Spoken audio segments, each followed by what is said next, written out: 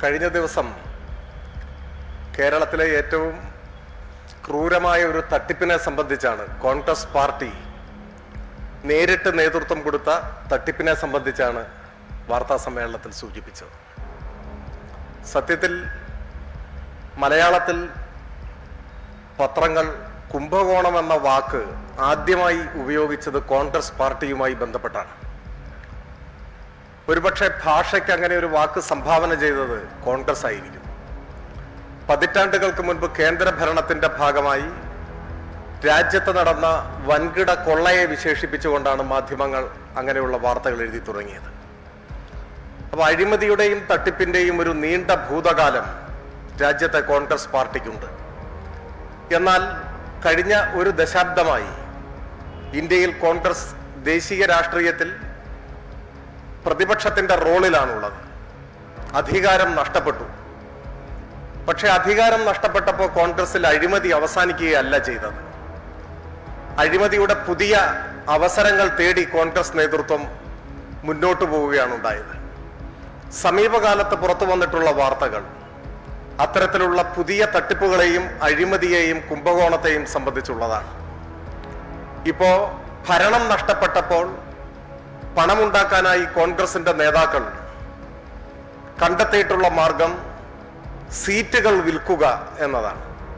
നിയമസഭാ സീറ്റ് മുതൽ പാർലമെന്റ് സീറ്റും രാജ്യസഭാ സീറ്റുമെല്ലാം വിൽപ്പനയ്ക്ക് വെച്ചുകൊണ്ട് അഴിമതിയുടെ ഒരു പുതിയ മുഖം തുറന്നിരിക്കുകയാണ് രാജ്യത്തെ കോൺഗ്രസ്. കഴിഞ്ഞ ദിവസങ്ങളിൽ അതിന്റെ ഞെട്ടിപ്പിക്കുന്ന വിവരങ്ങളാണ് പുറത്തു വന്നത്. ഹരിയാനയിലെ സീറ്റ് കുംഭകോണവുമായി ബന്ധപ്പെട്ട വിവരങ്ങൾ. ഹരിയാനയിലെ മഹിളാ കോൺഗ്രസിന്റെ മുൻ സംസ്ഥാന ജനറൽ സെക്രട്ടറി സുചിത്ര ദേവിക്ക് മത്സരിക്കാൻ നിയമസഭാ സീറ്റ് നൽകാം എന്ന് വാഗ്ദാനം ചെയ്ത് 7 കോടിയോ മറ്റോ കോൺഗ്രസിന്റെ ദേശീയ നേതാക്കൾ കൈപ്പറ്റിയെന്നാണ് മഹിളാ കോൺഗ്രസ് നേതാവിന്റെ ഭർത്താവ് ഗൗരവ് കുമാർ പരാതി നൽകിയിരിക്കുന്നത്, വാർത്താ സമ്മേളനം നടത്തിയിരിക്കുന്നത്. കോൺഗ്രസിന്റെ ഏറ്റവും ഉന്നതരായ നേതാക്കൾ പ്രിയങ്ക ഗാന്ധിയും KC വേണുഗോപാലും കൊടിക്കുന്നിൽ സുരേഷുമാണ് ആരോപണ വിധേയരായിട്ടുള്ളവർ. ഇപ്പൊ പോലീസ് കേസ് എടുത്തിരിക്കുന്നു. ഇത് സംബന്ധിച്ച് കേവലം ഒരു ആരോപണം മാത്രമല്ല എന്ന് തെളിയിക്കുന്നതാണ് ഇത് സംബന്ധിച്ച മറ്റു വിവരങ്ങൾ. ഈ ആരോപണത്തെ സാധൂകരിക്കാൻ മതിയായ തെളിവുണ്ട് എന്നാണ് കാണുന്നത്. KC വേണുഗോപാലിന്റെയും പ്രിയങ്ക ഗാന്ധിയുടെയും PA മാരും അവർ നേരിട്ടും പണം കൈപ്പറ്റിയതായാണ് ആരോപണം. ഈ 2 പേരുടെയും PA മാരെ താൽക്കാലികമായി മാറ്റി നിർത്തിയിരിക്കുന്നു എന്ന വാർത്തയും പുറത്തു വന്നു. അതൊരു കുറ്റസമ്മതമാണ്. ഗൗരവ് കുമാറിന്റെ ആരോപണത്തെ സാധൂകരിക്കുന്നതാണ് ഈ നടപടി. PA വഴി പണം കൈപ്പറ്റി എന്നതിന്റെ തുറന്ന കുറ്റസമ്മതമാണ്. ആരോപണം നേരിടുന്ന മൂന്നാമനെ സംബന്ധിച്ചാണെങ്കിൽ മകന്റെയും PAയുടെയും അദ്ദേഹത്തിന്റെ തന്നെയും ബാങ്ക് അക്കൗണ്ടുകളിലേക്ക് പണം നിക്ഷേപിച്ചുവെന്നാണ്. ഗൗരവ് കുമാർ തെളിവുകളുടെ ഭാഗമായി വാട്സാപ്പ് ചാറ്റുകളും മറ്റും പുറത്തുവിട്ടു. ബാങ്ക് അക്കൗണ്ടിൽ നിക്ഷേപിച്ചതിന്റെ രേഖാപരമായ തെളിവുകൾ, ആശയവിനിമയം നടത്തിയതിന്റെ വാട്സാപ്പ് ചാറ്റുകൾ, ഇതെല്ലാം തെളിവുകളായി ഇന്ന് രാജ്യത്തിന്റെ മുൻപിലുണ്ട്. ഈ ആരോപണങ്ങളെ ശരിവെക്കും വിധം AICC ജനറൽ സെക്രട്ടറിയായ KC വേണുഗോപാലും പ്രിയങ്ക ഗാന്ധിയും അവരുടെ PA മാരെ തൽക്കാലത്തേക്ക് മാറ്റി നിർത്തിയതായും വാർത്ത കാണുന്നു. അപ്പോൾ ഈ കുംഭകോണം സ്ഥിരീകരിക്കപ്പെട്ടിരിക്കുന്നു. ഇതിലിനി ആരോപണമെന്ന് പറയാനാവില്ല. ഒരു വസ്തുത, ഒരു യാഥാർത്ഥ്യം. ഇത് തീർത്തും ഒറ്റപ്പെട്ടൊരു അനുഭവമല്ല. ഇപ്പോ ബീഹാറിൽ നിന്നും ഇതേ പരാതി പുറത്തു വരുന്നു. ഇന്ന് വാർത്ത അതാണ്. ബീഹാറിൽ കോൺഗ്രസ് മത്സരിച്ച സീറ്റുകളിൽ 90% പരാജയപ്പെടുകയാണ് ഇത്. അങ്ങനെ 90% സീറ്റുകളിലും പരാജയപ്പെടാൻ കാരണം യാതൊരു സ്വീകാര്യതയും യോഗ്യതയും ഇല്ലാത്തവരെ പണം വാങ്ങി സീറ്റ് കൊടുത്തത് കൊണ്ടാണ് എന്നാണ് ആരോപിക്കപ്പെടുന്നത്. കോൺഗ്രസിന്റെ ഒരു MLA തന്നെയാണ് ഈ ആരോപണം, ഈ പരാതി ഉന്നയിക്കുന്നത്. രാഹുൽ ഗാന്ധിയുടെ ശ്രദ്ധയിൽ ഈ കാര്യങ്ങൾ പെടുത്തുകയും നടപടി ഉണ്ടാവുമെന്ന് പറയുകയും ചെയ്തിട്ടും ഒരു നടപടിയും ഉണ്ടായിട്ടില്ല എന്നാണ് പറയുന്നത്. ഹരിയാനയ്ക്ക് പുറമെ ബീഹാറും സീറ്റ് കുംഭകോണത്തിന്റെ പേരിൽ വാർത്തകളിൽ ഇടം പിടിക്കുകയാണ്. വളരെ കൗതുകകരമായൊരു കാര്യം, ഏറെ പ്രാധാന്യമുള്ള നമ്മുടെ ദേശീയ തലത്തിൽ തന്നെ ശ്രദ്ധേയമായ ഒരു കുംഭകോണത്തിന്റെ വാർത്ത. അതിൽ പണം വാങ്ങിയവരായി ആരോപിക്കപ്പെടുന്ന 2 പേർ മലയാളികൾ കൂടിയാണ്. പക്ഷെ മലയാളത്തിലെ പ്രമുഖ മാധ്യമങ്ങൾ അത് കണ്ടില്ലെന്ന് നടിക്കുകയാണ്. മാധ്യമങ്ങളുടെ വക ഒരു കോൺഗ്രസ് സഹായം വാർത്ത കൊടുക്കുന്നവർ തന്നെ ഒന്ന് കൊടുത്തെന്ന് വരുത്തി ചടങ്ങ് തീർക്കുകയാണ്. നമ്മുടെ മുൻപിൽ കോടിക്കണക്കിന് രൂപ കോഴയായി കൈപ്പറ്റിയത് സംബന്ധിച്ച തെളിവ് സഹിതമുള്ള ആരോപണം. അതിനെ മാധ്യമങ്ങൾ എങ്ങനെ കൈകാര്യം ചെയ്തു എന്നത് ഒരുപക്ഷെ ഭാവിയിൽ മാധ്യമ വിദ്യാർത്ഥികൾക്ക് കൗതുകകരമായ ഒരു പാഠമായി അവശേഷിക്കും എന്നാണ് എനിക്ക് തോന്നുന്നത്. ഹരിയാനയിലും ബീഹാറിലും മാത്രമല്ല, രാജ്യവ്യാപകമായി ഈ കച്ചവടം നടക്കുന്നുവെന്നാണ് മനസ്സിലാവുന്നത്. അത് നിയമസഭാ സീറ്റിന്റെ കാര്യത്തിൽ മാത്രമല്ല. ഇപ്പൊ കിട്ടിയ വിവരങ്ങളുടെ അടിസ്ഥാനത്തിൽ ഒരു നിയമസഭാ സീറ്റിന് ഏതാണ്ട് ദേശീയ നിലവാരം 7 കോടി രൂപയാണ് എന്നാണ് മനസ്സിലാക്കുന്നത്. കേരളത്തിലെ ഒരു രാജ്യസഭാ സീറ്റ്, ഒരു രാജ്യസഭാംഗത്വം ഇതുപോലെ പണം വാങ്ങി വിൽപ്പന നടത്തിയതാണെന്ന ആരോപണവും ചർച്ചയും മുൻപ് ഉയർന്നു വന്നിട്ടുള്ളത് സാന്ദർഭികമായി ഞാൻ ഓർക്കുകയാണ്. കഴിഞ്ഞ തദ്ദേശ തെരഞ്ഞെടുപ്പ് കഴിഞ്ഞപ്പോൾ തൃശ്ശൂരിൽ നിന്നും ഒരു വാർത്ത വന്നു. 4 തവണ കോൺഗ്രസ് സ്ഥാനാർത്ഥിയായി മത്സരിച്ച് ജയിച്ചയാൾ മാധ്യമങ്ങളുടെ മുൻപാകെ പറഞ്ഞു, മേയർ സ്ഥാനം ലഭിക്കാതിരുന്നത് പണം കൊടുക്കാത്തതുകൊണ്ടാണ്. ആദ്യമായി ജയിച്ചയാളെ മേയറാക്കി പണപ്പെട്ടിയുമായി അയാൾ ഓടി നടക്കുകയായിരുന്നു. ആ പണപ്പെട്ടിയുടെ പ്രതിഫലമാണ് മേയർ സ്ഥാനം. ഇന്ന് ആരോപണ വിധേയരായിട്ടുള്ള ചിലരെ അന്നും തൃശൂർ മേയർ സ്ഥാനം കച്ചവടം ചെയ്തത് സംബന്ധിച്ചും അന്ന് പരാതി, ആരോപണം ഉയർന്നു വന്നിരുന്നു. അപ്പോ പഞ്ചായത്ത് മുതൽ പാർലമെന്റ് വരെ സീറ്റ് വിൽക്കുന്ന പാർട്ടിയായി കോൺഗ്രസ് മാറി. മോഷ്ടാക്കളുടെ ദേശീയ പാർട്ടി എന്ന നിലയിലാണിന്ന് കോൺഗ്രസ് പ്രവർത്തിച്ചുകൊണ്ടിരിക്കുന്നത്. കോഴയെല്ലാം കൈപ്പറ്റുക, എല്ലാ വെട്ടിപ്പും നടത്തുക, പണം കോഴയായി കൈപ്പറ്റുന്ന ഒരു പാർട്ടിയായി കോൺഗ്രസ് മാറി. സുകുമാർ അഴീക്കോട് മാഷോ മറ്റോ ആണെന്ന് തോന്നുന്നു മുൻപൊരിക്കൽ പറയുകയുണ്ടായി, കോൺഗ്രസിന്റേത് കൈപ്പത്തിയല്ല കൈപ്പറ്റിയാണ് എന്നാണ് അദ്ദേഹം പറഞ്ഞത്. കൈപ്പത്തി കോൺഗ്രസ് എന്നല്ല, കൈപ്പറ്റി കോൺഗ്രസ് എന്ന് പറയണം. കോഴ, തട്ടിപ്പിലൂടെയുള്ള പണം, പിരിവിലൂടെയുള്ള പണം, ഇതെല്ലാം കൈപ്പറ്റുന്ന പാർട്ടിയായി, അടിച്ചുമാറ്റുന്ന പാർട്ടിയായി കോൺഗ്രസ് മാറി. ഈ സാഹചര്യത്തിൽ ഇപ്പോൾ ഒരു നിയമസഭാ തെരഞ്ഞെടുപ്പിനെ നേരിടുമ്പോൾ കേരളത്തിലും ഇങ്ങനെയുള്ള സീറ്റ് വിൽപ്പന നടന്നതായിട്ട് പ്രാഥമികമായി തന്നെ നിരീക്ഷിച്ചാൽ ചില മണ്ഡലങ്ങളിലെങ്കിലും നമുക്ക് കാണാനാവും. കോൺഗ്രസ് സ്ഥാനാർത്ഥിയെ പ്രഖ്യാപിക്കുന്നതിന് മുൻപ്, തിരഞ്ഞെടുപ്പ് കമ്മീഷന്റെ വിജ്ഞാപനം വരുന്നതിനു മുൻപ്, ഏറെ നാൾ മുൻപ് മുതൽ കേരളത്തിൽ ചില മണ്ഡലങ്ങളിൽ കോൺഗ്രസ് സ്ഥാനാർത്ഥികൾ പ്രചരണം ആരംഭിച്ചു. അത് മാധ്യമങ്ങൾക്കും അറിയുന്നുണ്ടാവും എന്നാണ് ഞാൻ വിചാരിക്കുന്നത്. സ്ഥാനാർത്ഥിയായി പ്രചരണം നടത്തുകയാണ്, വൻതോതിൽ പണം ചെലവഴിക്കുകയാണ്. വൻതോതിൽ പണം ചെലവഴിക്കാൻ കഴിവുള്ള ചില ധനാഢ്യർ ആദ്യമേ പണം കൊടുത്ത് സീറ്റ് ഉറപ്പിച്ചതിന്റെ തെളിവാണത്. വൻതോതിൽ പണം ചെലവഴിക്കുന്നു. നിയോജക മണ്ഡലത്തിൽ പ്രത്യേകമായ ഒരു വീട് എടുത്ത് അവിടെ താമസം ആരംഭിക്കുന്നു. മാസങ്ങൾക്ക്, വർഷങ്ങൾക്ക് മുൻപാണ്. 2 വർഷമൊക്കെയായി സീറ്റ് വിലയ്ക്ക് വാങ്ങി ഇങ്ങനെ മത്സരരംഗത്ത് സ്ഥാനാർത്ഥിയായി നിൽക്കുന്നവരെ നമുക്ക് കാണാൻ പറ്റും. അപ്പോ കേരളത്തിൽ എത്ര സീറ്റ് വിറ്റു, എത്ര പണം അതുവഴി കിട്ടി എന്നുള്ളത് ഒരു പക്ഷേ ഭാവിയിൽ വാർത്തകളായി തെളിവുകൾ സഹിതം പുറത്തു വന്നേക്കാം. ജനാധിപത്യത്തെ മലീമസമാക്കുന്ന, തെരഞ്ഞെടുപ്പുകളെ കുംഭകോണം നടത്താനുള്ള അവസരമായി മാറ്റുന്ന കോൺഗ്രസിനെതിരായി എല്ലാ ജനാധിപത്യ വിശ്വാസികളും രംഗത്ത് വരേണ്ട ഒരു സമയമാണിത്. ഈ തരത്തിൽ ഹരിയാനയിലും ബീഹാറിലും കേരളത്തിലുമെല്ലാം സീറ്റ് വിറ്റ് തീർത്തും പ്രതിലോമകരമായ ഒരു രാഷ്ട്രീയ സംസ്കാരത്തിന് നേതൃത്വം കൊടുക്കുന്ന കോൺഗ്രസിനെതിരായി സത്യസന്ധമായ രാഷ്ട്രീയം ഉയർത്തിപ്പിടിക്കുന്നവരും സാംസ്കാരിക നായകരും എല്ലാം പ്രതികരിക്കേണ്ടതാണ്, രംഗത്ത് വരേണ്ടതാണ്. ഈ കോൺഗ്രസ് സംസ്കാരത്തിന്റെ ഭാഗമായാണ് വയനാട്ടിലെ ഇപ്പോഴത്തെ തട്ടിപ്പും നാം കാണേണ്ടത്. ഈ നിമിഷം വരെ എത്ര തുക പിരിച്ചെന്നോ ഏത് അക്കൗണ്ടിലാണ് പണമുള്ളതെന്നോ പറഞ്ഞിട്ടില്ല. KPCC പ്രസിഡന്റിന്റെയും പ്രതിപക്ഷ നേതാവിന്റെയും സംയുക്ത ബാങ്ക് അക്കൗണ്ടിൽ പണമുണ്ട് എന്ന് പറഞ്ഞത് ഇപ്പോൾ വിഴുങ്ങിയിരിക്കുകയാണ്.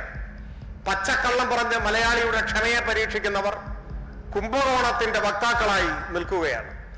രാഷ്ട്രീയത്തെ മൂല്യവത്താക്കി മാറ്റാൻ കോൺഗ്രസിന്റെ ഈ അഴിമതിക്കെതിരായി, കുംഭകോണത്തിനെതിരായി എല്ലാ ജനാധിപത്യ വിശ്വാസികളും രംഗത്തിറങ്ങണമെന്ന അഭ്യർത്ഥനയാണ് നിങ്ങളിലൂടെ എനിക്ക് നടത്താനുള്ളത്. ഇത്രയുമാണ് പറയുന്നത്.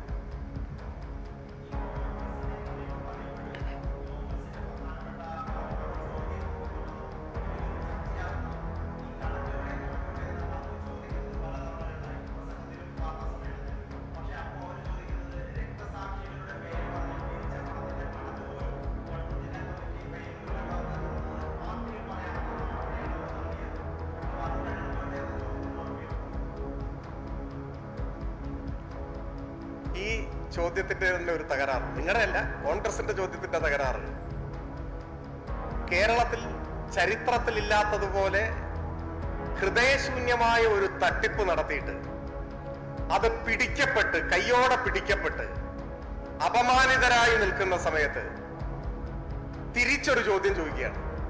ഒരു ചോദ്യത്തിന്റെ മറുപടി മറ്റൊരു ചോദ്യമല്ല. കേരളം മുഴുവൻ ചോദിക്കുന്നു, വയനാട്ടിൽ എത്ര തുക പിരിച്ചു, ഏത് അക്കൗണ്ടിലാണ് ആ പണം ഉള്ളത്? ചോദിക്കാൻ കാരണം എന്താണ്? പൊതുവിജ്ഞാനം വർദ്ധിപ്പിക്കാനല്ല. വീട് നിർമ്മിച്ചു നൽകുമെന്ന് പറഞ്ഞിട്ട് വീട് നിർമ്മിക്കുന്നില്ല. തെരഞ്ഞെടുപ്പിന്റെ തൊട്ട് മുൻപ് വാസയോഗ്യമല്ലെന്ന് പരാതിയുള്ള ഒരു സ്ഥലം, അത് 3 ഏക്കർ എന്നോ കേട്ടത്. 230 വീട് വെക്കാൻ 3 ഏക്കർ സ്ഥലം. നിങ്ങൾക്കൊന്നും തോന്നുന്നില്ല അത് കേട്ടിട്ട്? 230 വീട് വെക്കാൻ 3 ഏക്കർ സ്ഥലം, അതൊരു ലോകാത്ഭുതമായിരിക്കും. അതവിടെ നിൽക്കട്ടെ. ഒരു കല്ലിടൽ മാമാങ്കം നടത്തുന്നു, ഒരൊറ്റ വീട് അവിടെ നിർമ്മിക്കാൻ പോകുന്നില്ല. ഈ ഘട്ടത്തിലാണ് ആ ചോദ്യം ഉയരുന്നത്. അപ്പൊ ആ ചോദ്യത്തിന് മറുപടി പറയണം. അതിന് പകരം നിങ്ങളുടെ കണക്ക് എവിടെയെന്ന് ചോദിക്കുകയാണ്. അതിന് ഞാൻ മറുപടി പറയാം. പക്ഷെ ഈ ചോദ്യത്തിന്റെ മറുപടി ആ ചോദ്യമാണോ? രക്തസാക്ഷി ഫണ്ടിനെ സംബന്ധിച്ചിടത്തോളം കോൺഗ്രസിന്റെ സംസ്കാരമല്ല CPIM-നുള്ളത്. കേരളത്തിൽ കോൺഗ്രസ് ഇന്നോളം പിരിച്ചിട്ടുള്ള പണം മോഷ്ടിച്ച ചരിത്രമേ ഉള്ളൂ. അത് K Damodara Menon, Leela Damodara Menon, Panampilly Govinda Menon, CM Stephen, ഒടുവിൽ കെ കരുണാകരൻ വരെ 4 വട്ടം പിരിച്ചില്ലേ കെ കരുണാകരന്റെ സ്മാരകം ഉണ്ടാക്കാൻ പൈസ? വട്ടിയൂർക്കാവിലെ സ്ഥാനാർത്ഥിയോടെങ്കിലും നിങ്ങൾ ചോദിക്കണ്ടേ ആ കാശ് എവിടെ പോയി എന്ന്? പിരിച്ച പണം മുഴുവൻ മോഷ്ടിക്കുകയാണ് അവര്. ആ അനുഭവത്തിൽ നിന്നാണ് അവർ ഞങ്ങൾക്കെതിരെ ആരോപണം ഉന്നയിക്കുന്നത്. എന്നാൽ നിങ്ങൾ ഉന്നയിച്ചിട്ടുള്ള പയ്യന്നൂരിലെ ധനരാജിന്റെ കുടുംബസഹായ ഫണ്ട് സംബന്ധിച്ചാണ് ചോദ്യമെങ്കിൽ, രക്തസാക്ഷിയുടെ പേരിൽ പിരിച്ചിട്ടുള്ള ഫണ്ടിൽ നിന്നും ഒരണ വകമാറുകയോ ദുരുപയോഗം ചെയ്യുകയോ ചെയ്യില്ല. ആ ഫണ്ട് പിരിക്കുമ്പോൾ ഞങ്ങളുടെ മുൻപിലുള്ള ലക്ഷ്യം അദ്ദേഹത്തിന്റെ കുടുംബത്തെ സംരക്ഷിക്കുക, വീട് നിർമ്മിച്ചു കൊടുക്കുക, കുടുംബാംഗങ്ങളുടെ ഭാവി സുരക്ഷിതമാക്കാൻ അവരെ സംരക്ഷിക്കാൻ ചെലവഴിക്കുക, അദ്ദേഹത്തിന്റെ പേരിൽ സ്മാരകം നിർമ്മിക്കുക, ആ കേസ് കുറ്റമറ്റ രൂപത്തിൽ നടത്തുക, അതുമായി ബന്ധപ്പെട്ട മറ്റു സംഭവങ്ങളിലെ കേസുകൾ, ആ കേസ് നടത്തുക, ഇത്തരം കാര്യങ്ങളൊക്കെയാണ് മുൻപിലുള്ളത്. ഇതെല്ലാം ഭംഗിയായി നിർവഹിക്കപ്പെട്ടു. ഈ ആരോപണം ഉന്നയിക്കുന്ന ആളുകൾ, ധനരാജിന്റെ കുടുംബം അവിടെയുണ്ട് പയ്യന്നൂര്. നിങ്ങൾക്കറിയോന്ന് എനിക്കറിയില്ല, അവരോടൊന്ന് ചോദിക്കണം. അവർ പറയും ഈ രക്തസാക്ഷി ഫണ്ട് സമാഹരിച്ചതിന്റെ ഭാഗമായി പാർട്ടി എങ്ങനെ അത് ചെലവഴിച്ചു, അവരോട് നീതി പുലർത്തിയോ, എന്താണ് അവരുടെ അഭിപ്രായം? കോൺഗ്രസിന്റെ ജൽപ്പനങ്ങളെ ചവിട്ടിയരച്ചു കളയുന്ന പുല്ലുപോലെ ആ കുടുംബം അവഗണിക്കും. ഒരൊറ്റ ഉറപ്പിക വകമാറില്ല. ഇപ്പോ അർത്ഥരഹിതമായ ബഹളം ഉണ്ടാക്കുന്നത് എന്തുകൊണ്ടാണ്? സ്ഥാനമോഹിയായിട്ടുള്ള ഒരാൾ പാർട്ടിക്ക് പുറത്തു വന്ന് കോൺഗ്രസിന്റെ പിന്തുണയോടെ മത്സരിക്കുമ്പോ അയാൾ പറയുന്ന കളവല്ലേ, പച്ച കള്ളമല്ലേ പറയുന്നത്? ഇന്നലെ ഒരു ബാങ്ക് അക്കൗണ്ട് പുറത്തു വിട്ടു. ആ ബാങ്ക് അക്കൗണ്ട് അദ്ദേഹം കൈകാര്യം ചെയ്തിരുന്ന അക്കൗണ്ടാണ്. എന്നിട്ട് പറയുകയാണ് വ്യക്തിപരമായ അക്കൗണ്ടാണെന്ന്. ഇങ്ങനെ പറയുന്ന കളവുകൾ അല്പായുസുകളായി അപഹാസ്യമായി പോകും. കേരളത്തിൽ എവിടെയായിരുന്നാലും CPIM ഏതാവശ്യത്തിന് വേണ്ടി പണം പിരിച്ചുവോ ആ ആവശ്യത്തിനല്ലാതെ അണാപ്പൈ വകമാറ്റുന്ന പ്രശ്നമേയില്ല. കോൺഗ്രസ് ആയിട്ട് ഞങ്ങളെ താരതമ്യപ്പെടുത്തണ്ട, അതാണ് അവർക്കുള്ള മറുപടി. ചോദിച്ച ചോദ്യത്തിന് അവർ മറുപടി പറയട്ടെ. പറഞ്ഞാൽ പോരെ? ആദ്യം പറഞ്ഞല്ലോ, എന്റെയും KPCC പ്രസിഡന്റിന്റെയും പേരിൽ സംയുക്ത അക്കൗണ്ട് പറഞ്ഞില്ലേ? ആ പ്രസ്താവനയിൽ ഇപ്പൊ ഉറച്ചു നിൽക്കുവോ? ആ അക്കൗണ്ടിൽ ഉണ്ടോ? ആ അക്കൗണ്ട് ഏത് ബാങ്കിലാണ്? എന്തിന് ഞങ്ങൾക്ക് ഇത്ര പണം കിട്ടി, ഞങ്ങൾ 230 വീട് നിർമ്മിക്കാൻ പോകുന്നു പറഞ്ഞാ പോരെ? ഏത്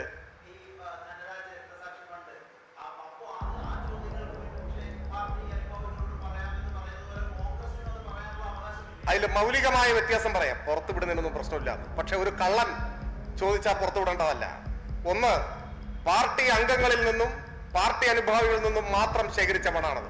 ഈ ആവശ്യത്തിന് വേണ്ടി ആ ആവശ്യം നിർവഹിച്ചുകൊണ്ടിരിക്കുകയാണ്. അതിൽ വലിയൊരു ഘട്ടം കഴിഞ്ഞു. ബാക്കി ചെലവുകൾ ഇനിയുണ്ട്. ഏത്? കേസിന്റെ ചെലവുകളുണ്ട്, മറ്റു കാര്യങ്ങളുണ്ട്.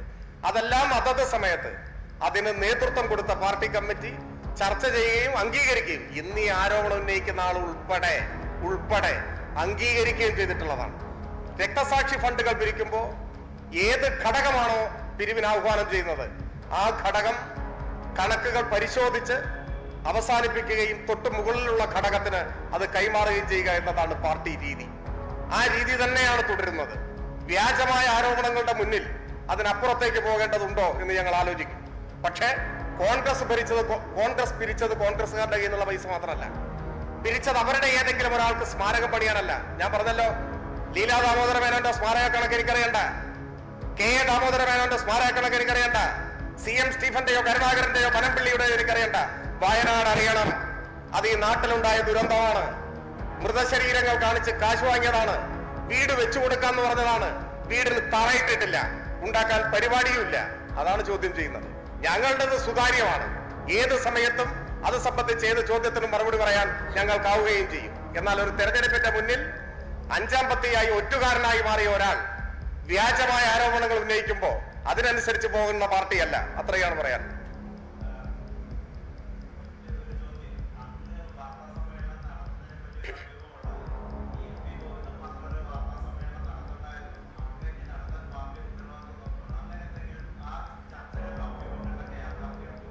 ശുദ്ധ അസംബന്ധമല്ലേ?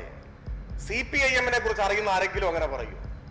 ഒന്നുകിൽ ഇങ്ങനെ പറയുന്ന ആളുകൾക്ക് CPIM-നെ കുറിച്ച് ഒന്നും അറിഞ്ഞുകൂടാ, അല്ലെങ്കിൽ തെരഞ്ഞെടുപ്പ് കാലമല്ലേ, ഒന്ന് കൊഴുപ്പിക്കാൻ ഒരു വാർത്ത ഇരിക്കട്ടെ എന്ന് കരുതിയിട്ടുണ്ടാവും. ഞങ്ങളെല്ലാം ഒരു കൂട്ടായ നേതൃത്വത്തിന്റെ ഭാഗമായി പ്രവർത്തിക്കുന്നവരാണ്. പൊതുവായ തീരുമാനങ്ങളുടെ അടിസ്ഥാനത്തിലാണ് ഞങ്ങൾ ഓരോ കാര്യങ്ങളും ചെയ്തുകൊണ്ടിരിക്കുന്നത്. ഞാൻ വിചാരിക്കുന്നത് ഇന്നലെ വാർത്താ സമ്മേളനം നടത്തിയില്ലേ? ഇല്ലേ? അല്ല, ഞാൻ പറയുന്നത് എന്റെ അറിവിൽ മാഷ് വാർത്താ സമ്മേളനം നടത്തി. ഈ ദിവസങ്ങളിലെല്ലാം മാധ്യമങ്ങളെ കാണുന്നുമുണ്ട്, മാധ്യമങ്ങളോട് പ്രതികരിക്കുന്നുണ്ട്. ഇപ്പോ മുഖ്യമന്ത്രിയുടെ വാർത്താ സമ്മേളനം തന്നെ അലങ്കോലപ്പെടുത്താനുള്ള ശ്രമം ഉണ്ടായല്ലോ.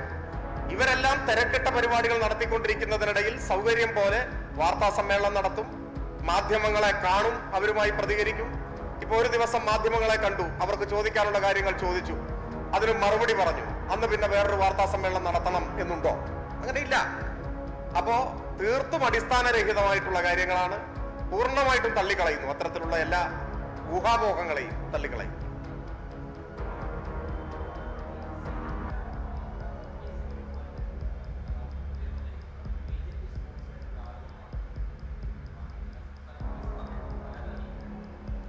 BJP സ്പോൺസേഡ് ആരോപണമാണെങ്കിൽ സ്വന്തം PA മാറ്റി നിർത്തിയതിനാ? ധീരമായി പറയല്ലേ വേണ്ടത്. ഈ ആരോപണം BJP സ്പോൺസേഡ് ആണ്, ഇത് കളവാണ്, നിയമ നടപടി സ്വീകരിച്ച് നേരിട്ട് പോണ്ടേ. ഇതിനാ PA മാറ്റിയേ? കാശ് വാങ്ങിയില്ലെങ്കിൽ എന്തിന് PA മാറ്റി? PA ബലിയാടാക്കുകയല്ലേ ചെയ്യുന്നത്? എന്തിന് പ്രിയങ്ക ഗാന്ധി PA മാറ്റി?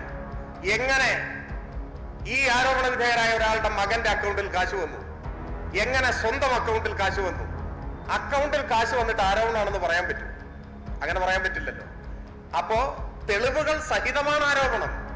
ഇത് ഒറ്റപ്പെട്ടതല്ല. ഇപ്പൊ ബീഹാറിൽ നിന്ന് വരുന്ന, ഞാൻ പറഞ്ഞില്ലേ, ബീഹാർ മുതൽ തൃശൂർ വരെ സീറ്റ് കുംഭകോണത്തിന്റെ ആരോപണങ്ങൾ വരികയാണ്. ഈ ആരോപണങ്ങളുടെ പശ്ചാത്തലത്തിൽ രേഖാപരമായും സാഹചര്യത്തിലുമുള്ള തെളിവുകൾ നമ്മുടെ മുന്നിലുണ്ട്. ആ തെളിവുകൾ ആണ് കോൺഗ്രസിന് മറുപടി പറയേണ്ടതായി അവശേഷിക്കുന്നത്.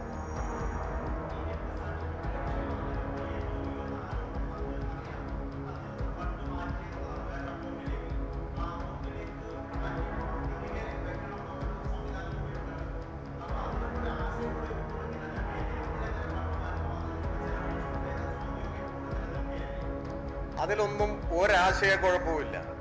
ആശയ വ്യക്തതയുണ്ട് താനും. ഞാൻ അവിടെ പറഞ്ഞു, അവിടെ ഇതെല്ലാം കൈകാര്യം ചെയ്യുന്നത് ഏതെങ്കിലും ഒരു വ്യക്തിയല്ല, ഒരു കമ്മിറ്റിയാണ്, അതിന്റെ നേതൃത്വമാണ്. പാർട്ടി ഏരിയ കമ്മിറ്റിയിൽ നിന്ന്, ഏരിയ കമ്മിറ്റിയുടെ ഫണ്ടിൽ നിന്ന് ചിലപ്പോ അത്യാവശ്യമായ ഒരു ഘട്ടത്തിൽ പണം കൊടുക്കേണ്ടി വന്നാൽ കൊടുക്കും. അപ്പോ മറ്റൊരു ഫണ്ടിൽ നിന്ന് അത് തിരികെ എടുക്കും, അത് തിരിച്ചു കൊടുക്കും. ഇതൊക്കെ ഒരു ഏരിയ കമ്മിറ്റി നടത്തുന്ന പണമിടപാടാണ്. അതിൽ ഏതെങ്കിലും വിധത്തിലുള്ളൊരു സംശയമോ ആശയക്കുഴപ്പമോ പാർട്ടിയുമായി ബന്ധപ്പെട്ട് നിൽക്കുന്ന ഒരാൾക്കുമില്ല. ഇവിടെ പ്രശ്നം എന്താണ്? വൈരനിര്യാതന ബുദ്ധിയോടെ, പകയോടെ ഒരാൾ, വ്യക്തിപരമായ പകയോടെ ഒരാൾ പാർട്ടിക്കെതിരെ അസംബന്ധം പറയാൻ, ഞാൻ ആളെ ഇപ്പോ ഒരു തെരഞ്ഞെടുപ്പ് കാലത്ത് സ്ഥാനാർത്ഥിയായി നിൽക്കുന്ന ഒരാളായതുകൊണ്ട് ഇതിൽ കൂടുതൽ വിശദാംശങ്ങളിലേക്ക് ഞാൻ പോകുന്നില്ല. അതൊരു പ്രതിപക്ഷ മര്യാദയല്ലല്ലോ, അതുകൊണ്ട് ഞാൻ പോകുന്നില്ല.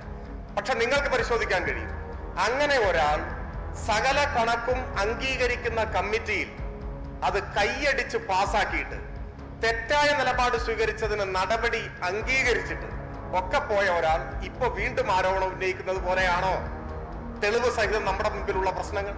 അപ്പൊ സമീകരിക്കാൻ നോക്കണ്ട, ഇത് യാതൊരു സമീകരണവും ഇല്ല. അപവാദ പ്രചരണത്തെ അപവാദ പ്രചരണമായി നേരിടും, അതിന്റെ മുന്നിൽ മുട്ടുമടക്കില്ല. കേരളത്തിലെ പാർട്ടിക്ക് ഒരു പാരമ്പര്യവും ചരിത്രവും ഉണ്ട്, കോൺഗ്രസിനും പാരമ്പര്യവും ചരിത്രവും ഉണ്ട്. അത് പക്ഷേ മോഷണത്തിന്റെയാണ്. അതിന്റെ തെളിവാണ് ഞാനിവിടെ പറഞ്ഞത്.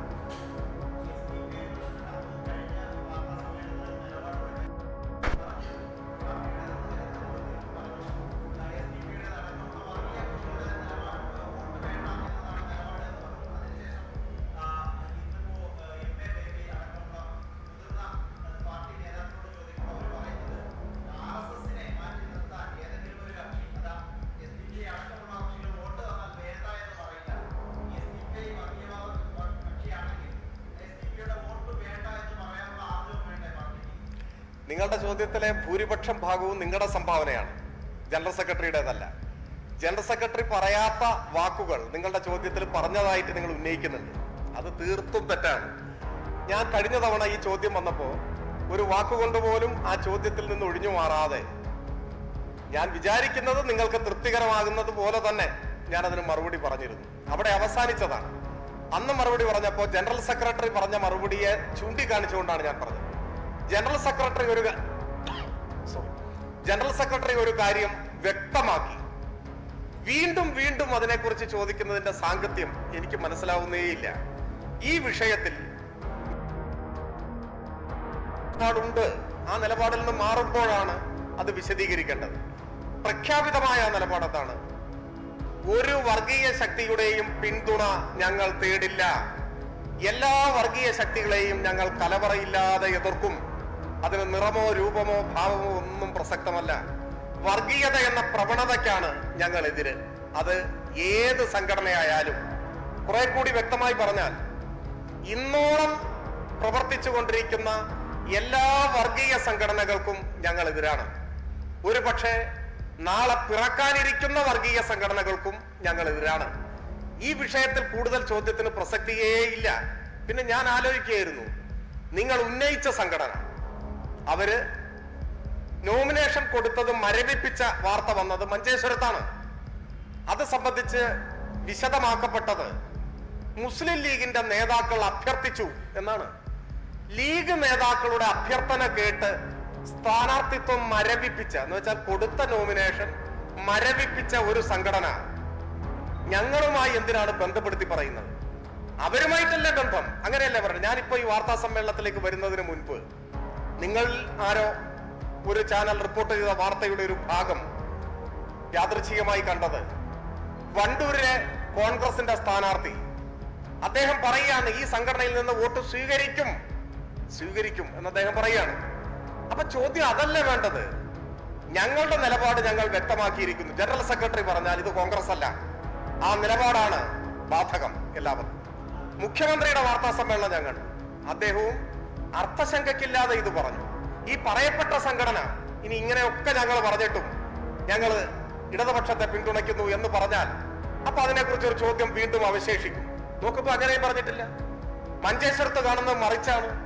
വണ്ടൂരിലെ സ്ഥാനാർത്ഥി പറയുന്നത് സ്വീകരിക്കും, അദ്ദേഹം സ്വാഗതം ചെയ്യാണ്. അപ്പൊ ഈ ചോദ്യം അപ്രസക്തമാണ്. ഞാൻ ന്യായമായും സംശയിക്കുന്നു, നിങ്ങൾ ഈ ഒരു വിഷയം ആവർത്തിച്ച് ചർച്ച ചെയ്തുകൊണ്ടിരിക്കുകയാണ്. അത് ഉചിതമേ അല്ല. ഞങ്ങളുടെ നിലപാട് വ്യക്തം. അത് വർഗീയതയ്ക്കെതിരാണ്. എല്ലാ വർഗീയ നിലപാടുകൾ സ്വീകരിക്കുന്നവർക്കും എതിരാണ്. അവരുടെ ഒന്നും പിന്തുണ ഞങ്ങൾക്ക് സ്വീകാര്യമല്ല. ഞങ്ങൾ തേടിയിട്ടില്ല. ഞങ്ങൾ അങ്ങനെ പിന്തുണ തേടിയിട്ടില്ല. അത് മുഖ്യമന്ത്രിയും പറഞ്ഞു. ഇനി ഇതിൽ കൂടുതൽ എന്താണ് പറയേണ്ടത്?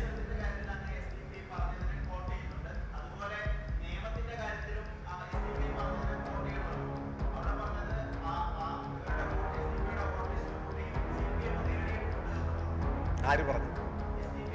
ആ ശരി, നിങ്ങൾക്ക് അവരെയാണോ വിശ്വാസം? അല്ലല്ല, ഞങ്ങളുമായി ബന്ധപ്പെട്ട കാര്യത്തിൽ, മഞ്ചേശ്വരത്തെ കാര്യത്തിന് സാഹചര്യ തെളിവില്ലേ, മരവിപ്പിച്ചില്ലേ സ്ഥാനാർത്ഥിയെ? അല്ലാതെ ഞാൻ പറയല്ലോ ചെയ്യുന്നത്. അവര് മറ്റേ പറഞ്ഞതനുസരിച്ച് ഡീലുണ്ടാക്കി, ധാരണയുണ്ടാക്കി, അങ്ങനെയാണോ ഞാൻ പറഞ്ഞല്ല? ഞാൻ ഉന്നയിച്ചത് ആരോപണമല്ല, ഞാൻ ചൂണ്ടിക്കാട്ടിയത് വസ്തുതയാണ്. അവിടുത്തെ സ്ഥാനാർത്ഥിത്വം പിൻവലിച്ചു, അതാണ് പറയുന്നത്. നിയമത്തെ കാര്യത്തിൽ അവിടുത്തെ സ്ഥാനാർത്ഥി പറഞ്ഞിട്ടുള്ളത് എന്താണ്? അത് ഞാൻ നോക്കി. നിങ്ങൾ ഈ പറയുന്ന വാചകം അതിലില്ല. അദ്ദേഹം വിശാലാർത്ഥത്തിൽ പറയുന്നു, BJP-യെ പരാജയപ്പെടുത്താൻ എല്ലാവരും പിന്തുണക്കണം. പിന്നെ ഒരു സ്ഥാനാർത്ഥി ഇപ്പൊ വീട് കയറി വോട്ട് ചോദിക്കും, ഇല്ലേ? വോട്ട് ചോദിക്കും. അതിൽ എല്ലാ വീടുകളും ഒരുപക്ഷെ ഉണ്ടാവും. അങ്ങനെ ഒന്നും നിങ്ങൾ വ്യാഖ്യാനിക്കരുത്. അദ്ദേഹം പറഞ്ഞിട്ടുണ്ട്, എല്ലാ വർഗീയ ശക്തികൾക്കും ഞങ്ങൾ എതിരാണ്. അദ്ദേഹം അവിടെ പറഞ്ഞിട്ടുണ്ട്.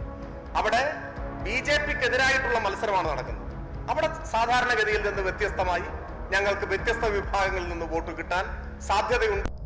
മാധ്യമങ്ങൾ ചൂണ്ടിക്കാണിച്ചാൽ തർക്കിക്കാൻ പറ്റില്ല. കാരണം ഒരു വിഭാഗം കോൺഗ്രസ് അവിടെ ഞങ്ങൾ വോട്ട് ചെയ്യും. കഴിഞ്ഞ ഈ തെരഞ്ഞെടുപ്പിലും ചെയ്തിട്ടുണ്ട്. അപ്പോ നിയമത്തെ കാര്യം BJP-യെ പരാജയപ്പെടുത്തുക എന്നുള്ളതാണ്. അതും ഇതുമായി ബന്ധമേ ഇല്ല. ഇത് പല മണ്ഡലങ്ങളിലും സ്ഥാനാർത്ഥിയെ നിർത്തി മത്സരിക്കുന്ന ഒരു പാർട്ടി, അല്ലെ? അവർ പല മണ്ഡലങ്ങളിലും സ്വന്തം സ്ഥാനാർത്ഥിയെ നിർത്തി മത്സരിപ്പിക്കുന്നു. ഒരു മണ്ഡലത്തിൽ സ്ഥാനാർത്ഥിത്വം പിൻവലിച്ച് ലീഗ് നേതാക്കളുടെ അഭ്യർത്ഥന പ്രകാരം പിൻവലിച്ചിരിക്കുന്നു. പലയിടങ്ങളിൽ സ്ഥാനാർത്ഥികൾ പല അഭിപ്രായവും പറയുന്നുണ്ട്. അതാണ് ഞാനിപ്പോ നേരത്തെ പറഞ്ഞത്. അതൊക്കെ അതിന്റെ വഴിക്ക് വിടാം. ഞാൻ അതിന്റെ പേരിൽ ഒരു പുതിയ ആരോപണമൊന്നും ഉന്നയിക്കാൻ ഉദ്ദേശിക്കുന്നില്ല. പക്ഷെ ഞങ്ങളുടെ നിലപാട് ഞങ്ങൾ വ്യക്തമാക്കിയിട്ടുണ്ട്. ഇനി കൂടുതൽ വ്യക്തമാക്കണമെങ്കിൽ കൂടുതൽ വ്യക്തമാക്കേണ്ട സമയങ്ങളിൽ വ്യക്തമാക്കിക്കൊണ്ടേയിരിക്കാം, നിങ്ങളുടെ തൃപ്തിക്ക് വേണ്ടി. അത്രയും എനിക്കതിൽ പറയാനുള്ളൂ.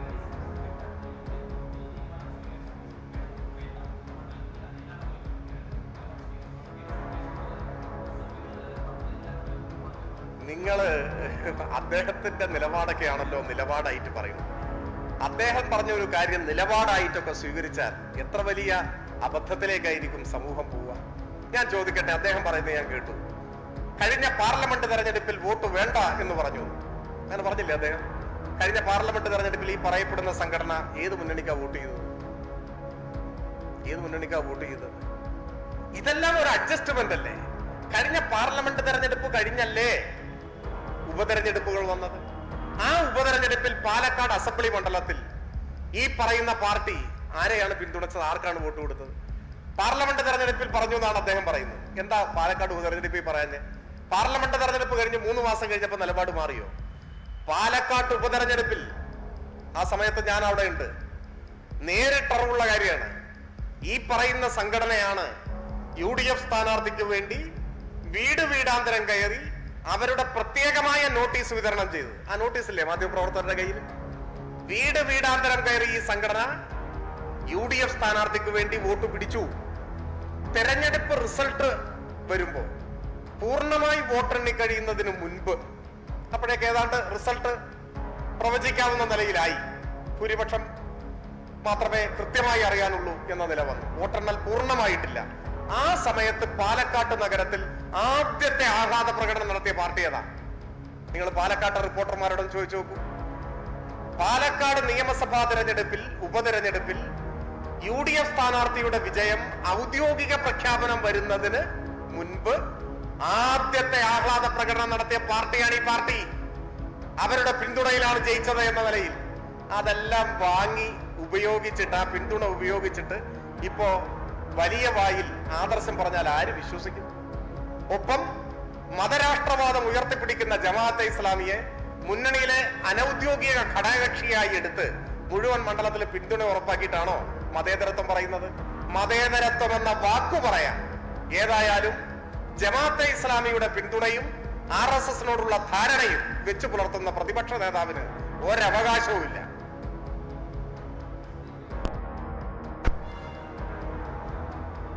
അല്ല, ഞാനിപ്പോ പറഞ്ഞതിന്റെ ഒരു കഴിഞ്ഞ തവണ ഞാൻ നിങ്ങളോട് പറഞ്ഞത് എന്താണ്, ജനറൽ സെക്രട്ടറി പറഞ്ഞത് എന്താണ്, ഇത് വീണ്ടും വീണ്ടും ചോദിക്കുന്നതിന്റെ പിന്നിലുള്ള ലക്ഷ്യം ഒരു സംശയം ജനങ്ങളുടെ മനസ്സിൽ അവശേഷിപ്പിക്കുകയാണ്. ആ സംശയത്തിന് ഇടയില്ലാത്ത വിധം ഞങ്ങൾ പറഞ്ഞിരിക്കുന്നു. അതോടൊപ്പം ഈ പറയുന്ന വിഭാഗം ഇപ്പോ ഇതുവരെ പ്രഖ്യാപിച്ചിട്ടുള്ള നിലപാടനുസരിച്ച് UDF അനുകൂലമായിട്ടാണ് ഇവിടെ മഞ്ചേശ്വരത്ത് നിലപാട് സ്വീകരിച്ചിരിക്കുന്നത്. കഴിഞ്ഞ പാർലമെന്റ് തെരഞ്ഞെടുപ്പിലും പാലക്കാട് ഉപതെരഞ്ഞെടുപ്പിലും മറ്റു തെരഞ്ഞെടുപ്പിലും എല്ലാം നിലപാട് സ്വീകരിച്ചിരിക്കുന്നു. ഇത് അവരോട് ചോദിക്കേണ്ട ചോദ്യമാണെന്നേ. അതാണ് ഞാൻ പറഞ്ഞത്. നിങ്ങൾ എന്താണ് കോൺഗ്രസ് നിങ്ങൾക്ക് വോട്ട് ചെയ്യുമോ, നിങ്ങൾ സ്വീകരിക്കുമെന്ന് എന്നോട് ചോദിക്കാത്തത്? അത് അസംഭാവ്യമാണെന്ന് നിങ്ങൾ കരുതുന്നുണ്ടല്ലേ? അതേപോലെയാണ് ഇതും. അത്രയേ ഉള്ളൂ. ഇതിനെക്കുറിച്ച് വ്യക്തമായി ഞാൻ പറഞ്ഞിട്ടുണ്ട്. ഇതല്ല, എല്ലാ വർഗീയ കക്ഷികളെയും വെച്ചിട്ട് ഞാൻ പറഞ്ഞിട്ടുണ്ട്. ഇവരുടെ ഒന്നും പിന്തുണ ആവശ്യമില്ല. ഞാൻ പറഞ്ഞിട്ടുള്ളതാണ്, ഇവരുടെ ഒന്നും പിന്തുണ തേടുന്നില്ല, ഞങ്ങൾക്ക് ആവശ്യമില്ല. ഞങ്ങൾ ഇവരെയെല്ലാം ആശയപരമായി എതിർക്കുന്നവരാണെന്ന് പറഞ്ഞിട്ടുള്ള കാര്യം. അതിലൊന്നും നിങ്ങൾക്കൊരു സംശയം ഉണ്ടാവേണ്ട കാര്യം.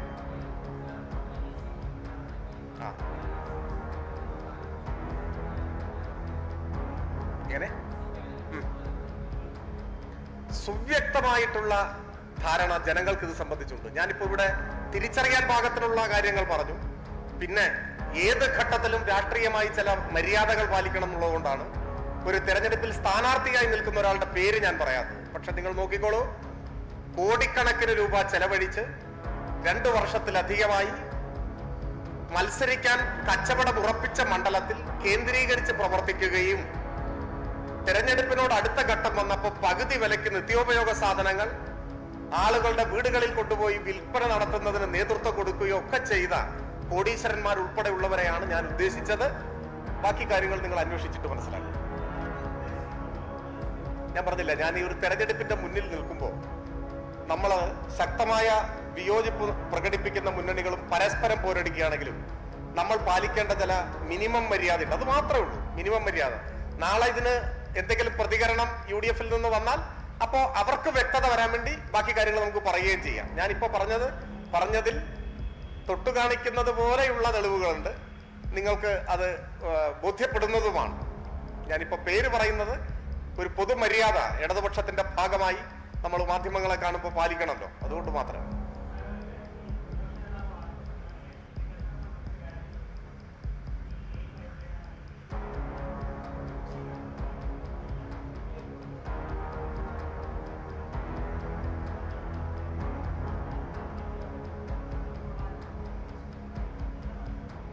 ഇതില് നമ്മൾ കാണേണ്ട ഒരു കാര്യം, വികസന സംബന്ധിയായ ചർച്ചകൾക്ക് പ്രതിപക്ഷ നേതാവോ UDF-ഓ സന്നദ്ധമാവുന്നില്ല എന്ന നിർഭാഗ്യകരമായ ഒരു പ്രശ്നമുണ്ട്. അവർ ആ വിഷയത്തിൽ നിന്നും മാറിയാണ് പലപ്പോഴും മാധ്യമങ്ങളോട് പ്രതികരിക്കുന്നതും പ്രസംഗിക്കുന്നതുമല്ല.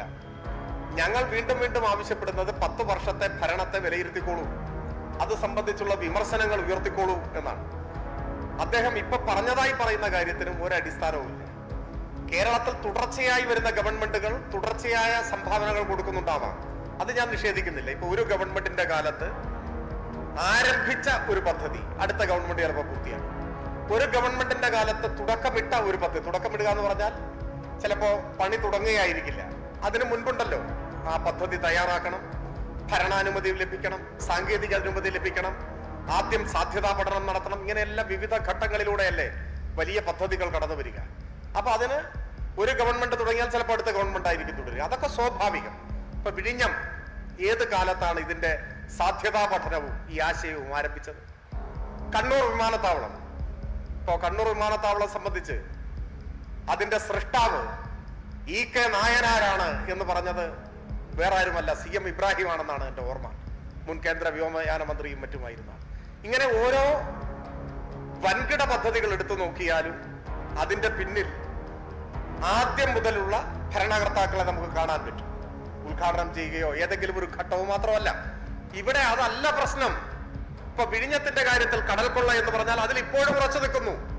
ഏതിനാ കടൽക്കൊള്ള എന്ന് പറഞ്ഞ വിഴിഞ്ഞം തുറമുഖത്തിനാണോ? അല്ല. വിഴിഞ്ഞം തുറമുഖം വേണ്ട എന്ന നിലപാട് ആരെങ്കിലും എടുത്തിട്ടുണ്ടോ? എടുത്തത് കോൺഗ്രസ് മാത്രമാണ്. വിഴിഞ്ഞം തുറമുഖത്തിന്റെ പണി ഉടൻ ആരംഭിക്കണമെന്ന് പറഞ്ഞ് മനുഷ്യച്ചങ്ങല നടത്തിയ പ്രസ്ഥാനത്തിന്റെ പേരാണ് LDF. ചരിത്രത്തിലുണ്ട്. പിന്നെ ഏത് ഘട്ടത്തിലാണ് ഇത് കടൽക്കൊള്ള എന്ന വിമർശനം ഉന്നയിച്ചത്? അദാനിയുമായി ധാരണാപത്രം ഒപ്പുവെച്ചപ്പോ കേരളത്തിന്റെ താല്പര്യങ്ങൾ സംരക്ഷിക്കപ്പെട്ടില്ല. അതിൽ നിങ്ങൾക്ക് അഭിപ്രായ വ്യത്യാസമുണ്ട്. നിങ്ങൾ ആ കണക്കൊന്ന് പരിശോധിക്കൂ. വിഴിഞ്ഞം തുറമുഖത്തിന്റെ നിർമ്മാണവുമായി ബന്ധപ്പെട്ട മുടക്കു മുതലിൽ എത്ര ശതമാനമാണ് അദാനി വഹിക്കുന്നത്, എത്ര ശതമാനമാണ് കേന്ദ്ര സർക്കാർ വഹിക്കുന്നത്, എത്രയാണ് കേരളം? സിംഹഭാഗവും കേരളമല്ലേ? പക്ഷെ ഇതുകൊണ്ടുള്ള നേട്ടം പതിറ്റാണ്ടുകൾ നമ്മൾ കാത്തിരിക്കണ്ടേ? അദാനിക്കല്ലേ പോകുന്നത്? അതിലെ സുതാര്യതയില്ലായ്മ, അഴിമതി, അതാണ് ഞങ്ങൾ ചൂണ്ടിക്കാട്ടുന്നത്. അഴിമതി ഉണ്ട്, പക്ഷേ വിഴിഞ്ഞം തുറമുഖം വേണം, കേരളത്തിന്റെ താല്പര്യങ്ങൾ സംരക്ഷിച്ച്. അതിന് സമരം നടത്തിയിട്ടുണ്ട് ഞങ്ങൾ. എന്നാൽ ഈ കരാർ ഒപ്പിട്ട് അതുമായി മുൻപോട്ട് പോയത് കൊണ്ട് പിന്നെ വരുന്ന ഗവൺമെന്റിന് പിൻവാങ്ങാൻ പറ്റില്ല. അതാണ് നമ്മുടെ ദുര്യോഗം. എന്നാൽ അവസാനം തുറമുഖം യാഥാർത്ഥ്യമാകുന്ന ഘട്ടത്തിൽ ജനങ്ങൾക്കിടയിൽ തെറ്റിദ്ധാരണ പരത്തി തുറമുഖം തടസ്സപ്പെടുത്താൻ സമരം ചെയ്തതിന്റെ മുന്നിൽ ഈ പ്രതിപക്ഷ നേതാവുണ്ട്. പിന്നെ മറ്റ് പദ്ധതികൾ, ഗെയിൽ പാതി വഴിയിൽ ഉപേക്ഷിച്ച പദ്ധതിയാണ്. അതാണ് LDF വന്നപ്പോഴാണ് തർക്കങ്ങൾ പരിഹരിച്ച്, പരാതിക്കാരെ മുഖവിലക്കെടുത്ത് തർക്കങ്ങൾ പരിഹരിച്ച് അത് പൂർത്തിയാക്കി. ദേശീയപാത വികസനം ഉപേക്ഷിച്ച പദ്ധതിയാണ്. കൊച്ചി ഇടമൺ പവർ ഹൈവേ പകുതി വഴിയിൽ ഉപേക്ഷിച്ച പദ്ധതിയാണ്. അസാധ്യം എന്ന് തീർപ്പ് കൽപ്പിച്ച് ഉപേക്ഷിച്ച, മരിച്ചു മണ്ണടിഞ്ഞ പദ്ധതികളെ പുതുജീവൻ നൽകി പുറത്തു കൊണ്ടുവന്നു, യാഥാർത്ഥ്യമാക്കി എന്നതാണ് LDFന്റെ നേട്ടം. ഇത് സംബന്ധിച്ച് വിശദമായി അവർക്ക് പറയാനുള്ള കാര്യങ്ങൾ അവർ പറയട്ടെ. വസ്തുതകൾ ജനങ്ങളുടെ മുൻപാകെ ഉണ്ട്.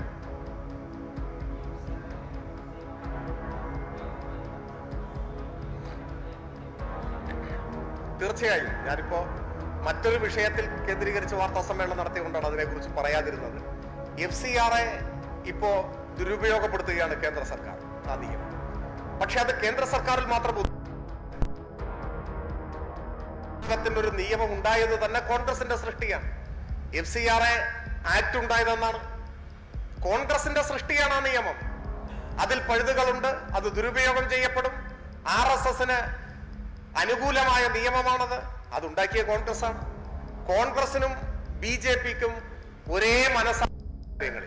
ഇപ്പൊ അധികം BJP ആയതുകൊണ്ട് നമ്മൾ ശക്തിയായി BJP എതിർക്കുന്നു, അതിനെതിരെ പോരാടേണ്ടതുണ്ട്.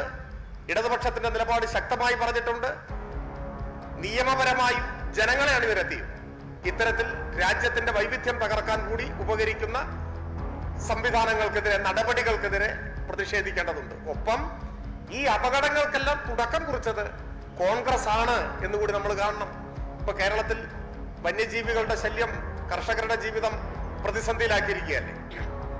അതിലേക്ക് നയിച്ച പ്രതിസന്ധികൾ ഉണ്ടാക്കിയ വന്യജീവി സംരക്ഷണ നിയമം ഇതുപോലെ കോൺഗ്രസിന്റെ സൃഷ്ടിയല്ലേ? കോൺഗ്രസിന്റെ അതേ കാഴ്ചപ്പാട് കൂടുതൽ അപകടകരമായി BJP പിന്തുടരുന്നു എന്നതാണ് പ്രശ്നം. രണ്ടും എതിർക്കപ്പെടേണ്ടതാണ്.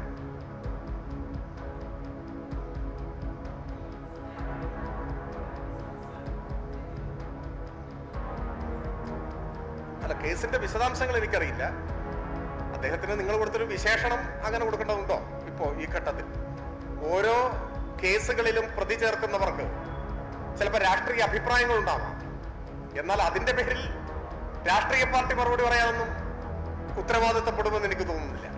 പകരം അതിൽ കവിഞ്ഞ എന്തെങ്കിലും ഉത്തരവാദിത്തങ്ങളുണ്ടെങ്കിൽ അദ്ദേഹം ഒരു ചുമതല വഹിച്ചതിൽ നിന്ന് ഒഴിവായ സാഹചര്യം തന്നെ നമുക്കെല്ലാവർക്കും അറിയാം. ഇത്തരം കേസുകളോട് ഇടതുപക്ഷം പുലർത്തുന്ന ഒരു സമീപനവും അതിൽ സുവ്യക്തമായ ഒരു നിലപാടുണ്ട്. എല്ലായ്പ്പോഴും ഇരയോടൊപ്പം, പരാതി ഉന്നയിച്ചവരോടൊപ്പം നിൽക്കുക, അവർക്കെല്ലാ പിന്തുണയും നൽകുക, എല്ലാം നിയമപരമായ പരിശോധനയ്ക്ക് വിധേയമാവുക, അത് അതിന്റെ വഴിയിൽ പോവുക എന്നുള്ളതാണ്. ആ കാര്യത്തിൽ ഉറച്ച നിലപാടാണ്, അതിപ്പോഴും സ്വീകരിക്കുന്നു. മറ്റൊരു പ്രശ്നവും അത് സംബന്ധിച്ച് ഇപ്പോ ഇല്ല.